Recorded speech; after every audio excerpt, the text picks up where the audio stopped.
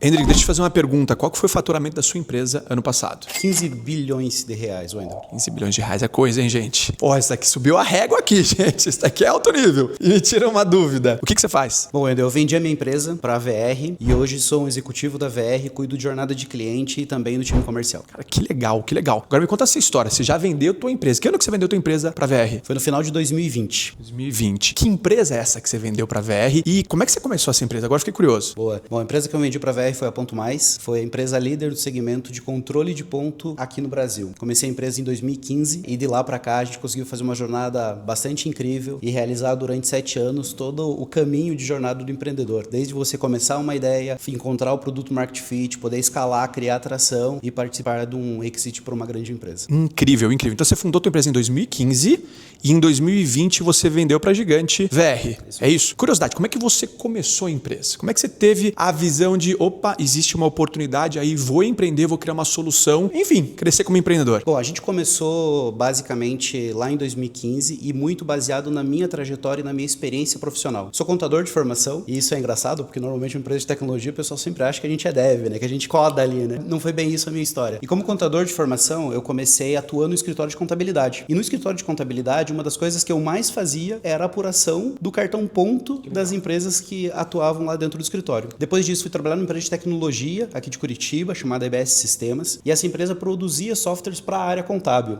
Uau. E essas duas conexões, depois de um tempo, eu comecei a entender o que estava ruim no mercado, o que era chato, o que as empresas não gostavam de fazer. E ponto era uma das que aparecia na primeira. Eu conectei esses dois mundos e então criei uma solução que pudesse ser disruptiva naquele momento e pudesse mudar a forma com que as pessoas consumiam controle de ponto no Brasil. Então, em 2015, você virou a chave de CLT para empreender. Exato. E você empreendeu sozinho, foi com alguém? Até uma curiosidade, quanto que você investiu para começar o teu negócio? Boa. Não empreendi sozinho. Comecei minha jornada com o Maurício, que foi o meu CTO, dentro da nossa operação, olhando para essa parte de tecnologia. Legal. E a gente trouxe também o Gilmar como um investidor do negócio, um primeiro investidor já para começar alavancando o nosso negócio. Foi um investimento na casa de 1,3 milhões aí para que a gente pudesse, durante a jornada, chegar no break-even e poder crescer realmente o negócio. Então esse aproximado 1 milhão foi para você montar o negócio, principalmente investimento em tecnologia. Perfeito. E acho que uma coisa importante, não foi 1 milhão que chegou de cheque e falou, bom, vamos gastar do jeito que a gente quiser. Foi degrau por degrau. Então, o que a gente precisa agora nesse momento? Puxa, precisa botar 50 mil agora numa iniciativa específica para a gente testar tal coisa. Puxa, agora a gente vai precisar 70 mil para testar isso. E a gente foi, com o passar do tempo, crescendo e já fazendo com que a própria startup gerasse receita, né? Então, esse era um drive muito importante e que diferenciou muito o nosso dia a dia e a competitividade do nosso negócio. E ainda uma curiosidade,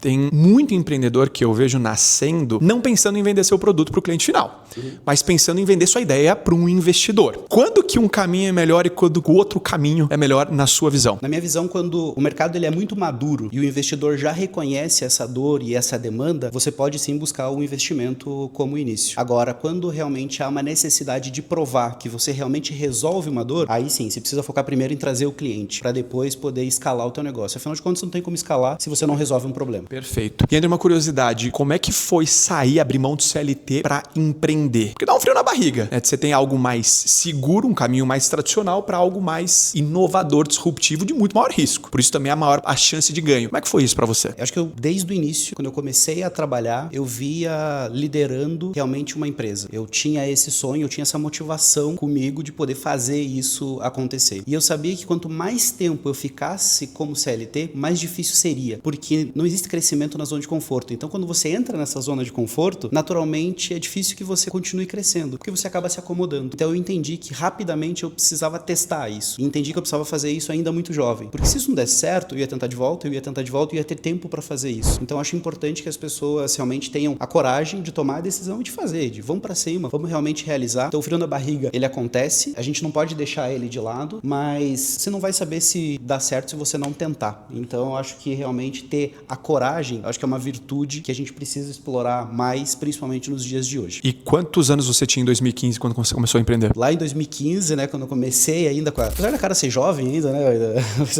mas eu tinha 26 anos quando eu comecei a Ponto Mais, foi o nosso início do negócio. Que legal, que legal. E para quem que você vendeu em primeiro lugar? Ou quais foram os teus primeiros clientes? Bom, primeiro a gente criou um modelo freemium de assinatura. Então a ideia era que aquelas empresas que não tinham a obrigatoriedade do registro de ponto mediante a Convenção das Leis Trabalhistas trabalhistas, né, a nossa CLT, a gente desse de graça o produto. Então até 10 colaboradores ali ele podia usar gratuitamente. E isso existe até hoje, nos dias atuais dentro da nossa plataforma. E a partir disso a gente foi começando a receber esses clientes que queriam realmente testar esse produto e entender para que ele pudesse então a partir de um certo momento comprar uma assinatura premium do nosso produto e serviço, ou baseado no crescimento dele, ou baseado nas novas funcionalidades que a gente desenvolveria com o passar do tempo. E aí no nosso negócio, como é um SaaS, um software como serviço, então é uma assinatura, assim como a gente tem na vida pessoal, em Netflix, Spotify, entre outros, a gente começou com os early adopters, né? Quem que são esses early adopters? Aquelas pessoas que mais estão próximos, os primeiros adotantes da tecnologia. Legal. Então, na grande maioria, as primeiras empresas que começaram a ser nossos clientes eram ou outras startups, empresas de tecnologia e empresas de agência e marketing. Então, são as primeiras empresas que começaram a testar o nosso produto. Depois que a gente começou a difundir a tecnologia e realmente começar a ter mais sucesso e ficar mais conhecido no mercado, esse jogo começou a mudar. E aí, realmente, a gente tem empresas desde a área de construção, área de saúde estética, bares e restaurantes, entre outros. E para quem está nos acompanhando aqui e sonha em empreender, o que você recomenda mais? Alguém ser CLT por um período e aprender sendo pago para aprender? Ou quanto antes empreender melhor? Acho que esse mundo está mudando. E se essa pergunta fosse há 5 anos atrás, eu diria para você, seja primeiro CLT, tenha essa segurança do negócio e aprenda e depois vá para cima e empreenda. Até porque o acesso à informação era muito diferente. Hoje em dia, esse mundo ele está muito equilibrado e não tem uma resposta certa, se você deveria ir por um ou por outro caminho. Então eu avaliaria cada uma das possibilidades, mas primeiro eu avaliaria em que eu quero empreender, né? Qual é a demanda que eu tô realmente querendo resolver, qual é o problema que eu quero resolver. E isso para mim é um ponto importante, Wendel, porque antes, talvez na época dos nossos pais, a gente via que as pessoas se formavam para executar alguma função. Então tinha médico, advogado, dentista, ele iria abrir o negócio dele dentro daquela área de formação. Hoje em dia isso mudou. As pessoas elas querem resolver um problema, independente de qual é a minha formação, como que eu resolvo esse problema? Que tipo de formação eu preciso ter para resolver esse problema? Quais habilidades e competências trazer para dentro do meu dia a dia? Então a partir do momento que a gente não se apaixona pelo produto que a gente cria, mas sim pelo problema que a gente resolve, o nosso negócio tem uma chance de crescer e prosperar muito mais. Sensacional, aula. E uma curiosidade, qual que foi o ponto de virada do negócio de vocês? Ó, ponto mais, ponto de virada, os nomes aqui se cruzam, mas qual que foi o ponto de virada do ponto mais que você percebeu? Opa, esse negócio vai me fazer rico, vai fazer eu enriquecer, crescer, impactar muita gente, tô no caminho certo. Qual que foi esse momento? Boa. Isso é engraçado falar, porque apesar de ser uma empresa de tecnologia, não foi o produto, não foi a tecnologia, ou não foi alguma questão tecnológica que nos trouxe isso. E sim foi olhar para o cliente, foi entender realmente o que estava acontecendo com ele. Desde o início do negócio, falei que o que a gente precisava fazer que era encantar o cliente, independente do produto que a gente estivesse vendendo. Então a gente se conectou muito com o propósito, e esse propósito ele estava relacionado a dar mais tempo para o RH para que ele pudesse ter esse tempo dedicado ao desenvolvimento das pessoas que estavam dentro do negócio deles. Não. Porque se eu conseguisse fazer isso, as empresas clientes nossas cresceriam. E a partir do momento que a gente começou a ser reconhecido como uma empresa que fazia diferente na forma de atender, a gente entendeu que a gente estava no caminho certo e esse ponto de virada realmente aconteceria. Para não citar só um, acho que a gente teve um segundo ponto que foi bastante importante no nosso dia a dia, que foi poder gerar lucratividade no negócio, foi fazer o negócio ter receita. No modelo lá de 2017, mais ou menos, a gente tinha um mercado muito aquecido financeiro e de cheques para startups no sentido de levantar investimentos. E vi muitos colegas, temos aqui muitos colegas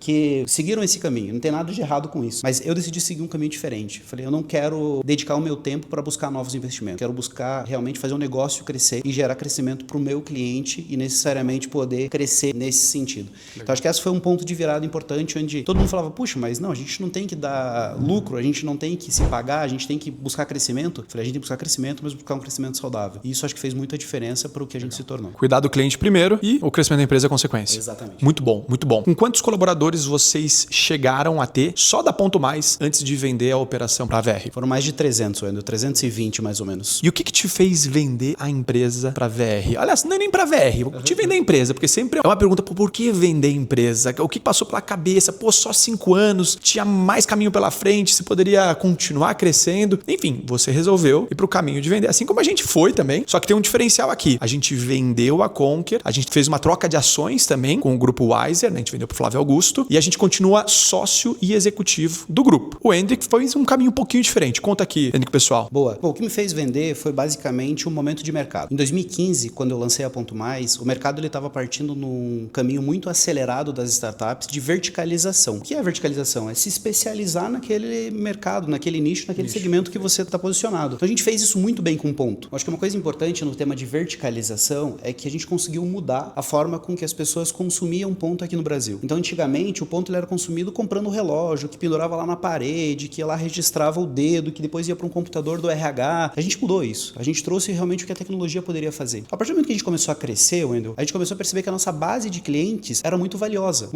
para que a gente pudesse vender novos produtos e serviços. Só que naquele momento, eu falei, puxa, eu tenho uma janela de tempo muito curta. Se eu for ter que gastar tempo agora desenvolvendo um novo produto para que ele esteja pronto, maduro, para que só então eu consiga chegar nesse cliente, talvez eu perca esse mercado, esse timing. E aí eu comecei a procurar empresas que eu pudesse me conectar para que eu pudesse ampliar a quantidade de produtos e serviços para oferecer para o meu cliente. E isso fez com que eu me aproximasse da VR. A VR, olhando basicamente para o que a gente tinha realizado nos últimos 5 anos, não só se interessou em fazer uma parceria, mas de investir no negócio. A VR falou, puxa, eu faço, mas eu quero estar aí dentro com vocês. Então veio um primeiro investimento da VR e depois de 2 anos já do primeiro investimento, a VR fez a aquisição 100% do negócio. Ah, perfeito. Foi faseado, então. Exatamente. Legal. E uma curiosidade aqui, teve alguma crise que você passou ao longo da tua jornada empreendedora que te trouxe algum grande aprendizado que você pudesse compartilhar com a turma? Acho que a gente teve algumas, assim, e não posso fugir do tema da pandemia. 2020 era um ano que a gente tinha uma projeção aqui de crescimento bastante acelerado do que a gente gostaria de fazer e rapidamente a gente se viu no meio da pandemia. E quando a gente fala pandemia, as pessoas falam, puxa, mas a tua solução deve ter crescido, porque basicamente as pessoas deixaram de trabalhar no endereço físico e começaram a trabalhar nas suas casas e necessariamente precisavam fazer o registro do seu ponto. E aí isso é um lado engano e um mito, porque muitas empresas fecharam, muitas empresas deixaram de existir naquele tempo. E só nos primeiros 2 meses a gente perdeu cerca de 10% da nossa carteira. Uau. Então foi um impacto financeiro e naturalmente a gente sempre ali estava com o número sempre batendo na vírgula, né? Então a partir do momento que você não tem uma receita que você contava, puxa, como que você vai conseguir continuar realizando o crescimento do teu negócio? Então foi um momento importante da gente poder revisar o que a gente queria como empresa. E foi um ano que eu olhei e falei, bom, talvez esse não seja um ano que a gente vai conseguir crescer. E a gente vai ter que buscar uma validação muito mais de lucratividade, ou seja, investir menos, mas de fazer um bolsão para que quando esse momento passe, eu possa voltar com força total. E foi isso que a gente fez. Então em 2020, apesar de ter começado muito desafiador, a gente fechou o ano com mais de 35% de EBITDA, ou seja, de lucro na linha final lá do nosso ano. Quando começou o ano de 2021, eu tinha esse bolsão não para distribuir, para botar o dinheiro no bolso, mas para reinvestir no negócio e recuperar aquele ano de 2020 que não tinha sido muito bom. E assim a gente conseguiu fazer. Muito bom, muito bom. Nessa tua trajetória, vocês cresceram muito rápido, né? De 0 a 300 colaboradores em 5 anos. O que mudou em você como líder no sentido de ter que liderar só você mesmo ou uma equipe de 5, 10 pessoas para uma equipe de 300 colaboradores? Wendel, eu falo que a gente teve 4 grandes transformações dentro dessa jornada de liderança da Ponto Mais. O primeiro momento de virada foi quando a gente tinha mais ou menos 20, 25 colaboradores e até então eu era um líder muito executor. Eu era um líder que tinha muito a capacidade de execução, de ensinar muito o time que estava comigo para que a gente pudesse executar daquela forma. Afinal de contas, aquela forma nos levaria ao próximo passo. Isso funcionou até quando a gente teve 100 colaboradores. Então, quando a gente chegou em 100 colaboradores, eu entendi que eu precisava buscar uma liderança diferente, onde eu não conseguia mais eu e todo mundo. Eu precisava ter camadas de liderança e começar a liderar não mais a operação, e sim novos líderes que pudessem liderar essa operação. Foi um outro momento importante de virada. E quando a gente chegou em 300 colaboradores, eu já não tinha mais um nível de liderança, eu já tinha vários níveis de liderança e eu já tinha uma complexidade de tipos de cliente diferente do que realmente a gente estava acostumado até então. E isso fez com que a gente gerasse um tempo de desaprender para poder aprender. Ou seja, o que eu estou fazendo que eu preciso deixar de fazer? Puxa, mas isso me trouxe até aqui e deu sucesso, mas não vai me dar sucesso para o próximo passo. Então eu tive que deixar de fazer para ir para o próximo nível. E a quarta, eu estou passando agora, porque eu saí basicamente de ser o empreendedor, o executivo que estava à frente do negócio, para me transformar agora de volta dentro de uma corporação, de um ecossistema gigantesco, onde eu sou mais um executivo que toma a decisão junto e influencia essa decisão, mas que precisa reaprender necessariamente o como fazer essa execução acontecer. E uma curiosidade, André, quantas pessoas ou empresas foram impactadas com a solução que você criou? Legal você falar disso, né, Wendel? Porque esse de fato é o nosso propósito, de impactar pessoas. E hoje a gente está aqui no escritório, você viu quando você entrou, que tem um letreiro ali na frente que diz desenvolver pessoas e transformar histórias. E é isso que realmente a gente quer fazer. Hoje a VR atende a mais de 120 mil empresas no Brasil. Uau. E isso representa 4,5 milhões de trabalhadores que diariamente acessam a nossa aplicação, seja para consultar o seu saldo de carteira, seja para registrar o seu ponto, seja para verificar qual é o melhor modal para que ele possa ir ao trabalho naquele dia. Então esse impacto é o que a gente está conseguindo fazer. E não estamos satisfeitos com isso, cara. A gente quer crescer. É impressionante. A gente tem 40 milhões, mais ou menos, né?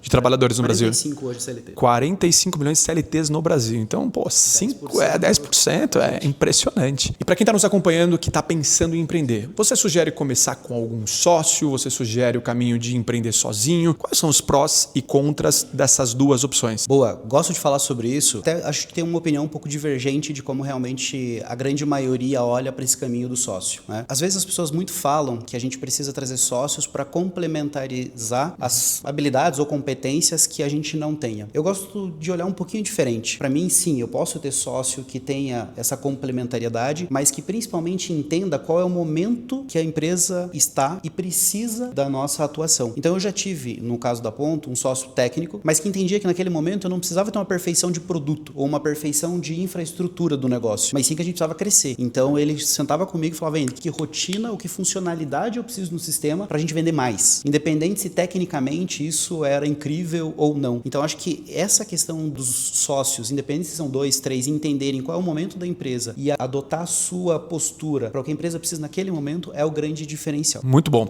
E qual que é a importância do fator vendas no crescimento do teu negócio? Para mim, não existe crescimento sem vendas. Acho que pouquíssimos casos, não consigo lembrar de um, que você vai conseguir ter sucesso sem ter vendas. Então, apesar de ser contador, e contador sempre ter aquele estigma de que não necessariamente é uma área que busca muito vendas, vendas foi uma área que eu sempre gostei de trabalhar muito. Na Ponto Mais, foi a última área que eu coloquei gestão, assim, porque eu gostava de estar ali perto, na trincheira, com o time realmente fazendo a coisa acontecer. E para mim, vendas é o ato de que a gente vai conseguir realmente realizar e resolver um problema do cliente com aquele produto ou serviço que você criou. E você poder depois realizar uma experiência de entregar mais, né, aquele over delivery para o cliente, tem uma grande diferencial e um senso realmente de que você está conseguindo realizar aquilo que você está se comprometendo ao mercado. Então, antes de pensar de ter o melhor produto, enfim, ficar pensando ali, puxa, eu deixar a coisa perfeita, tem que vender. Se você conseguir vender, certamente as outras coisas a gente resolve. Vão se encaixando. Vão se encaixando. Maravilha, maravilha. Henrique, qual foi o melhor conselho que você recebeu na tua jornada empreendedora? E, aliás, antes de você responder essa pergunta importantíssima, você que está nos acompanhando aqui, não deixa de seguir, se inscrever aqui no canal, comentar.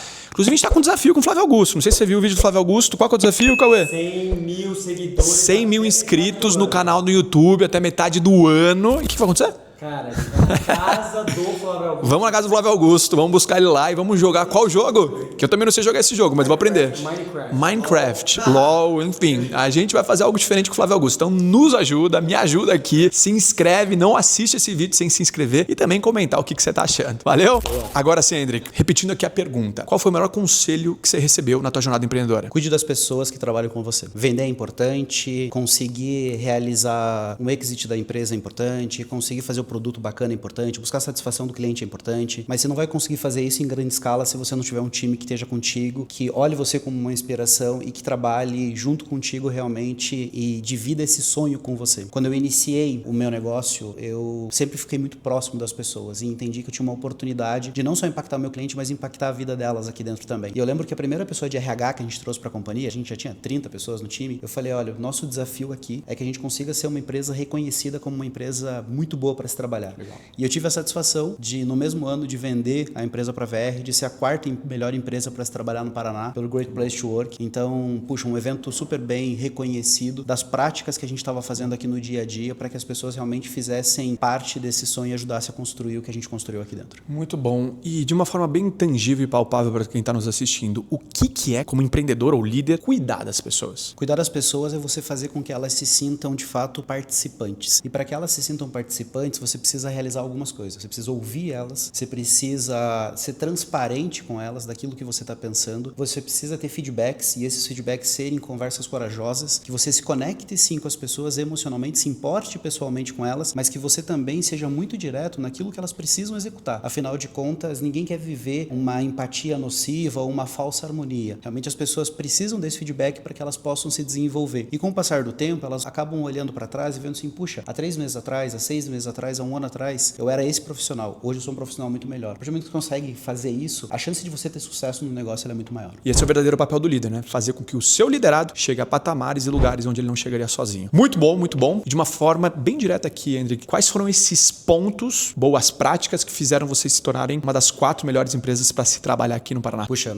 bastante legal de falar isso e difícil de conseguir elencar os principais, porque são 157 práticas mapeadas que a gente realizava aqui no dia a dia, mas que basicamente elas endereçavam determinadas áreas do desenvolvimento humano. Então, desde a parte de reconhecer, a gente olhava e falava, puxa, quais são as práticas que eu poderia fazer para reconhecer as pessoas? A cada 3 meses a reunião de resultados, onde a gente expunha os principais resultados realizados pela empresa e pelas pessoas, reconhecendo o trabalho extra, aquela última milha, aquele esforço e aquela dedicação que fizeram fazer a diferença. A gente começou a perceber no nosso dia a dia que a gente tinha dificuldade de reconhecer quais foram os aprendizados que a gente teve durante a semana. Então a gente criou o brinde. Então toda sexta-feira, isso acontece até hoje, às 17 horas o pessoal parava, fazia um brinde para poder dizer quais foram as celebrações daquela semana, o que aconteceu, o que fez diferença, fazer aquele reconhecimento e aquele momento de comemoração e celebração. Nem toda semana tem coisas boas, mas a gente falava também dos aprendizados. Puxa, o que a gente aprendeu com essa semana que não foi boa? E isso ajudava a gente a ter realmente ali o dedo no pulso para que a gente pudesse entender qual caminho uma empresa ela estava percorrendo, ela estava fazendo, ela estava buscando aqui no dia a dia. Uma outra iniciativa que a gente fez foi fazer um onboarding estruturado. Muitas vezes o empreendedor, principalmente quando ele está começando e vai começar a montar a sua equipe, ele já tem a ansiedade de fazer com que esse time comece a trabalhar o mais rápido possível. E esquece que o planejamento ali, a preparação, ela é muito importante. Então a gente fez um onboarding cada vez mais extenso, com mais conteúdo, realmente entendendo o que aquele colaborador precisava saber para que ele pudesse realizar a jornada dele de uma forma mais intensa. Então a gente começou fazendo um onboarding de um dia, depois foi para 3 dias, depois foi para uma semana, depois foi 15 dias, depois a gente voltou. A gente foi sempre se adaptando. E eu acho que isso é uma coisa importante. O mundo muda. Ele é como um rio, como uma correnteza. Ela muda e você precisa estar atento para poder fazer essas movimentações e entender que uma determinada política ou prática que você tem no dia a dia continua sendo eficiente. Caso contrário, você está fazendo o que os outros também fazem. E aí não vai trazer nenhum benefício para o teu negócio. Muito bom. Sensacional. E o pior conselho que você recebeu? É difícil de falar, né?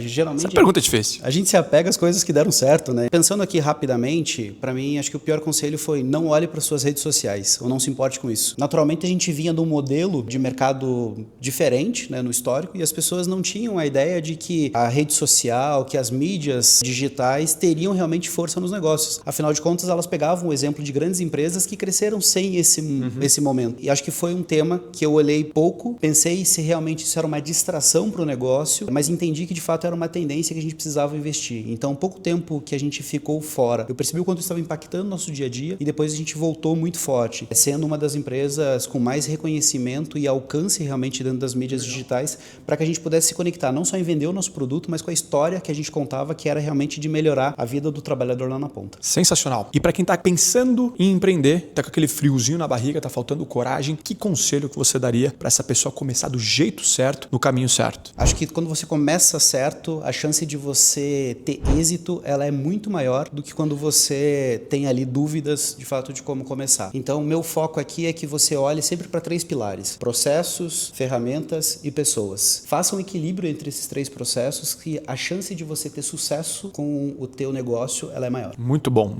E uma lição de vida que a escola não ensina? Não é necessariamente que a escola não ensina, mas... Pode falar mal da escola à vontade.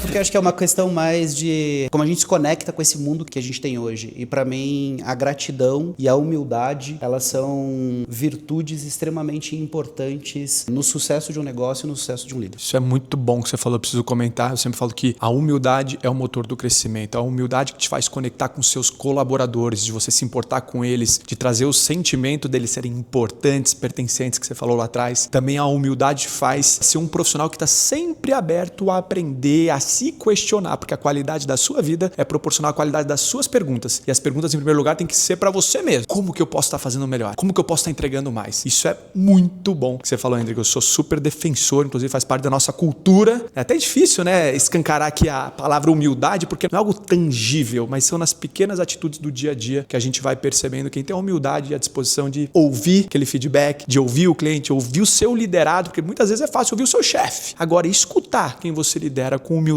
de como que eu posso ser um líder melhor, isso faz toda a diferença. Muito bom. Se você tivesse que recomeçar hoje do zero e tua vida dependesse disso, e você precisasse faturar 1 milhão no primeiro ano, o que você faria? Por onde você começaria? Acho que eu gastaria tempo, investiria tempo conversando com pessoas que já conseguiram fazer isso com sucesso. Então, ao invés de você ser afoito ou ansioso de que, nossa, preciso começar logo porque o tempo está passando, para um pouco, afia o machado, conversa com quem já fez, entende o que tem de bom, o que tem de ruim, assiste os vídeos que a gente está fazendo aqui. Todos. Que eu tenho certeza que vai facilitar muito mais a tua jornada para que você encontre aí atalhos para ter sucesso dentro da tua vida, dentro do teu negócio. Cara, incrível, uma verdadeira aula. Eu só tenho uma última curiosidade. Quando você começou pequenininho lá em 2015, você acreditava ou sonhava que vocês iam se tornar tão grandes como vocês se tornaram a ponto de vender a empresa para VR? Acho que todo negócio começa com um sonho. E aí, querer fazer um negócio ser grande, sem dúvida nenhuma, era uma coisa que eu gostaria de fazer. Mas confesso que eu não tinha ideia da dimensão onde a gente chegaria. Eu tinha uma real certeza de que nos primeiros 2-3 anos a gente conseguiria ter um crescimento acelerado, de triplicar os faturamentos, de realmente conseguir trazer cada vez mais pessoas engajadas para o dia a dia. E a partir do momento que a gente realizou isso, eu fiquei, puxa, e agora? Né? Até onde a gente tem a capacidade de chegar? Legal. Então, acho que isso é uma outra dica importante, né? Não precisa colocar um sonho extremamente gigante, mas coloca ali até onde você quer chegar, para depois chegar ali você colocar outro sonho e assim por diante, até para que você tenha essa corrida de uma forma bastante satisfatória, que você consiga celebrar. Afinal de contas, a gente sempre fica ali na correria e talvez para e celebra pouco as belas conquistas que a gente tem dentro dessa caminhada,